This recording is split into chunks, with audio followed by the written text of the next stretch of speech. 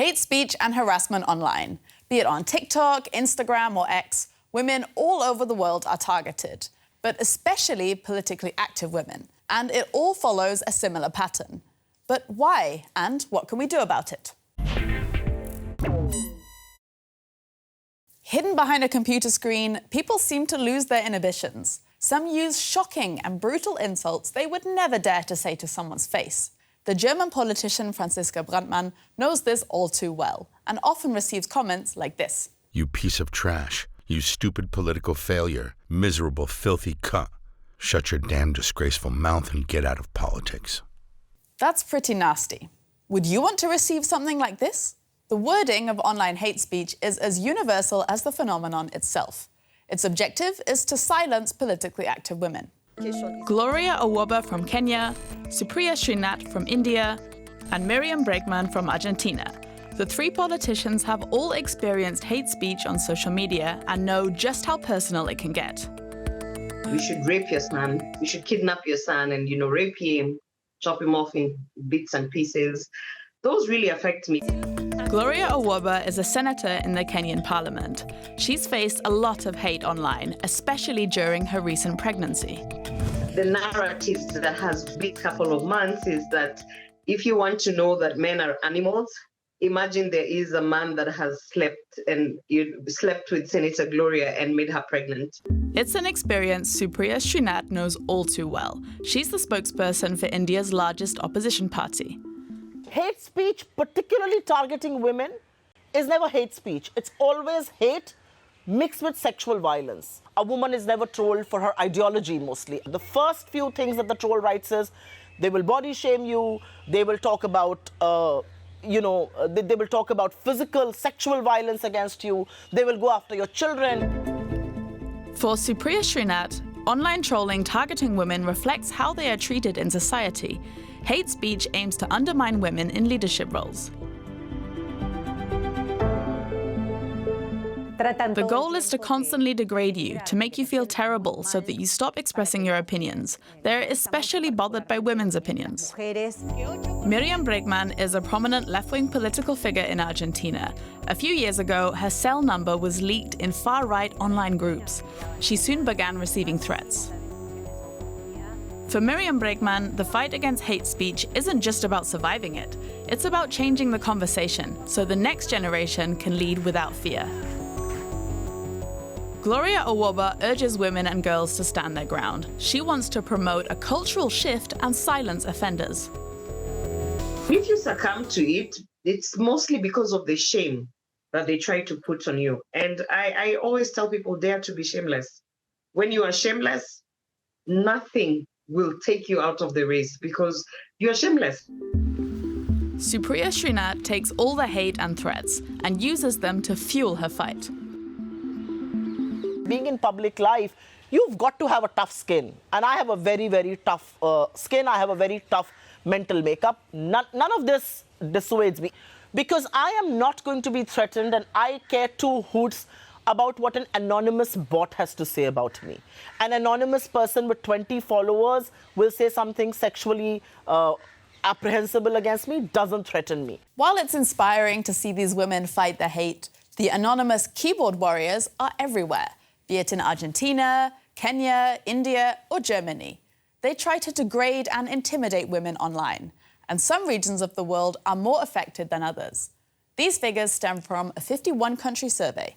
Most online hate crimes, however, go unreported, and many of the victims worry that it won't stop at the verbal abuse, that threats could turn into physical violence. And that's because mechanisms of hate against women follow a very specific pattern. The hate female politicians receive online is very different to that directed at their male counterparts. It's because they're women. That's why they are especially targeted. There's still a lot of misogynist thinking and sexist thinking that is something that is coherent in our society, and that is something that translates then against women who are in the public. And that is women who are activists, that is women who are journalists, but especially women who are in politics, who all of a sudden have a certain power. And there's an acceptance also that women deserve this kind of violence. The pattern is similar everywhere. women are often attacked for their marital status, their choices regarding family, or indeed having a career in the first place. Sometimes it's simply because they speak up. The attacks escalate to threats of violence, rape, or even death. The goal of the hate speech, the disinformation, also these comments that are not things that you could file a lawsuit against. They are perfectly covered by freedom of speech, but they still have the goal to silence women, to make them psychologically uncomfortable, to kind of put a crack into their confidence, to just pile up these little microaggressions until they say, okay, I'm just going to step down because it's too much. Online spaces are poorly regulated, so actions often go unpunished. As a result, women in the public eye are usually left to deal with it on their own. If we look at the very well-known cases like Laura Boldrini, for example, in Italy, also Annalena Baerbock here in Germany, you don't see the party stepping up as one and standing next to her and defending her. There's like this silence, and they're just left alone there, thrown to the wolves often. Experts say the narrative can change if enough people act in solidarity. Maybe this is legal what you're doing, but morally, we don't want you here with these comments because they're sexist, they're misogynist, and they drive women out of office. So please, stop. Online spaces could be safer with stricter laws that clearly distinguish between free speech and hate speech. Women need to feel that the moment that they are a target of violence and they go to the police, something is going to happen and this is going to be taken seriously, which is not the case right now. Human rights experts say prosecutions will only be effective if tech companies cooperate, especially when perpetrators are seemingly protected by their anonymity. Whether they'll actually cooperate, well, it's doubtful. But if not the big US tech companies, what about governments? Well, according to a study by the World Bank, only 30% of countries actually have laws against online hate. In Germany, for instance, insults can be reported to the police. But first, those affected have to scour the hateful comments to identify those that could actually lead to legal consequences. Luckily, artificial intelligence can help. Franziska Brandmann knows just how it feels, so she came up with something. You piece of trash. You cunt of a human, you are bringing this country to ruin. That's two examples of the kind of hate Brandmann receives on social media. But put up with it? No longer. She's the chair of the Young Liberals, the youth wing of the German Liberal Party. 3 years ago, she took a public stand against sexism. What followed was a barrage of insults and threats online. Franziska Brandmann wanted to fight back, so she and two friends founded the startup So Done. We started the company because I wanted to protect myself, and my friends said, we'll manage. You shouldn't be exposed to this. Nobody should have to put up with this. One of those friends was lawyer and co-founder Alexander Brockmeyer. He helped train the AI software to find legally relevant comments. The software then searches the social media platform X for potentially actionable hate comments. First of all, a rough selection is made. Then it's legally examined and presented to the client. The client can then decide for themselves, do they want this pursued? Do they feel violated? Or are they fine with it?